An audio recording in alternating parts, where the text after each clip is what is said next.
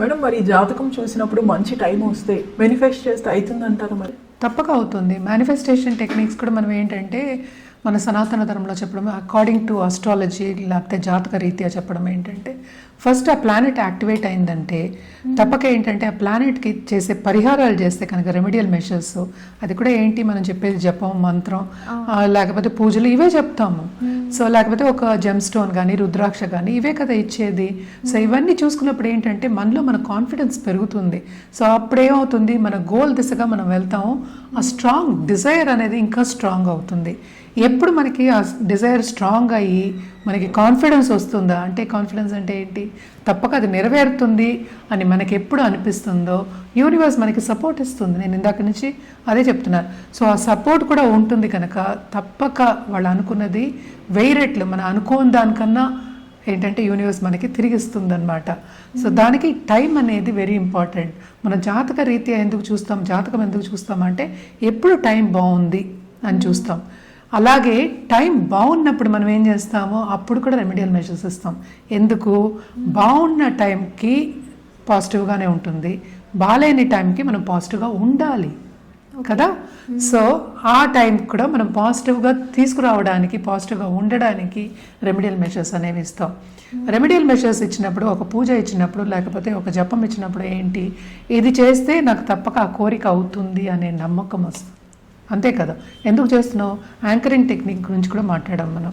So ఈ పూజ చేసినా, ఈ జపం చేసినా లేకపోతే ఈ రుద్రాక్ష వేసుకుంటే రోజు రుద్రాక్ష చూసుకున్నప్పుడు ఏంటంటే తప్పక నేను అనుకున్నది నెరవేరుతుంది అనే డౌట్ లేకుండా ముందుకు సాగడం అనేది జరుగుతుంది.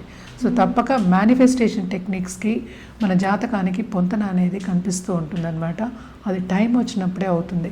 మేనిఫెస్టేషన్ టెక్నిక్స్లో కానీ లా ఆఫ్ అట్రాక్షన్లో కూడా మనం ఏం చెప్తాం, మనం చేస్తూ ఉండాలి, కొంతవరకు పట్టు విడిపోలేయాలి. అంటే కొంతవరకు దాని మీద ఏంటంటే ఆ ఇంట్రెస్ట్ అనేది అవుతుందా అనేది వదులుతాం.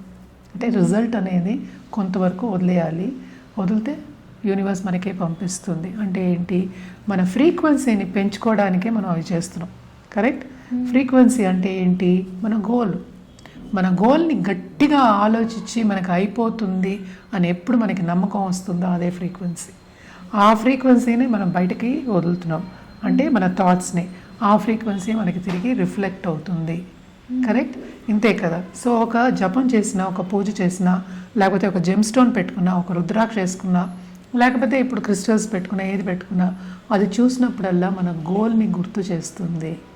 మన గోల్ని గుర్తు చేస్తూ ఉంటే ఎప్పటికైనా సరే బలమైన నమ్మకం కింద మారుతుందన్నమాట. సో ఎప్పుడు బలమైన నమ్మకం కింద మారుతుందో అప్పుడు రిజల్ట్ గురించి కూడా మనం ఎక్కువ అనుకోం. అంటే అయిపోయింది అనే అనుకుంటాం. అందుకనే ఏంటంటే మనం ఎప్పటికైనా పరిహారాలు అనేది జాతక రీత్యా చెప్తాం. మేనిఫెస్టేషన్ టెక్నిక్స్లో ఏంటంటే మనం పాజిటివ్ అఫర్మేషన్స్ రాసుకోమంటాం. రెండు ఒకటే కదా, రెండు పాజిటివే. సో పాజిటివ్గా ఉండడానికి, పాజిటివ్గా ఉన్నప్పుడు ఎలాగో పాజిటివ్ హ్యాపీగానే ఉంటాం. సో కొంతవరకు నెగటివ్ పీరియడ్ కానీ లేకపోతే కొంచెం లో పీరియడ్ కానీ వచ్చినప్పుడు అప్పుడు కూడా పాజిటివ్గా ఉండడానికి మనం ఈ రెమెడియల్ మెషర్స్ అన్నీ ఇవ్వడం జరుగుతుందన్నమాట.